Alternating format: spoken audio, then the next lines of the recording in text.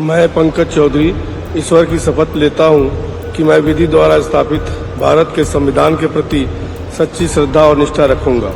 उत्तर प्रदेश के महाराजगंज लोकसभा सीट से चुनाव जीतकर पंकज चौधरी ने रिकॉर्ड बना दिया है। इस सीट से इस बार जीत की हैट्रिक पंकज चौधरी ने लगाई और मोदी 3.0 सरकार में एक बार फिर केंद्रीय राज्य मंत्री के पद पर जगह बना ली। पूर्वांचल में कुर्मी वोटों के दिग्गज नेता के रूप में पंकज चौधरी मोदी सरकार 2.0 में पहली बार केंद्रीय वित्त राज्य मंत्री बने थे। गोरखपुर में रोड शो के दौरान पीएम नरेंद्र मोदी पैदल ही चलकर गलियों से होते हुए पंकज चौधरी के घर पहुंच गए थे, जिसकी वीडियो भी सामने आई थी और इस पर खूब चर्चा हुई थी।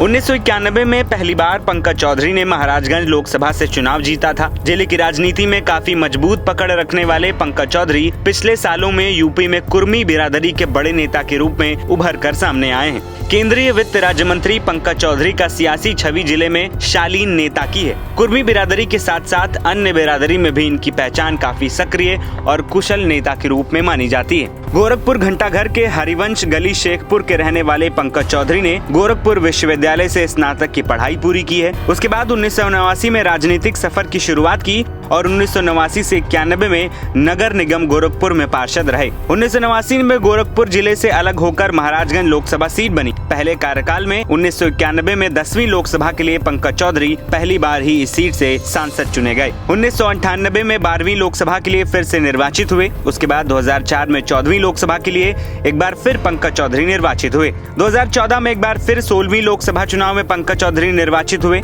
वहीं 2019 में 17वीं लोकसभा में भी मोदी लहर में फिर से लोकसभा के लिए पंकज चौधरी निर्वाचित हुए, जिसके बाद पीएम मोदी कैबिनेट में शामिल हुए और केंद्र में वित्त राज्य मंत्री का पद संभाला। महाराजगंज की जनता का विश्वास पंकज चौधरी के साथ लंबे समय तक बना रहा है, जिसके बाद 2024 लोकसभा चुनाव में भी पंकज चौधरी को जीत का ताज जनता ने पहनाया। वहीं संसदीय सीट से एक बार फिर पंकज चौधरी निर्वाचित होकर जीत की हैट्रिक लगा चुके हैं। 2024 के चुनाव में पंकज चौधरी ने कांग्रेस के प्रत्याशी वीरेंद्र चौधरी को 35,451 वोटों से हराया है। पंकज चौधरी को 5,55,859 वोट मिले। पंकज चौधरी ने रिकॉर्ड बनाकर 7वीं बार सांसद पद हासिल किया है। पंकज चौधरी चुनावी हलफनामे में अपनी संपत्ति का डिटेल बताते हुए कहते हैं कि उनके पास चल संपत्ति 1,14,43,314 रुपए है। वहीं इनकी पत्नी भाग्यश्री के पास 11 करोड़ रुपए की अचल संपत्ति है। पंकज चौधरी के पास 3 लाइसेंसधारी बंदूकें भी हैं। वहीं अब एक बार फिर पंकज चौधरी मोदी सरकार में मंत्री पद संभालते हुए नजर आएंगे।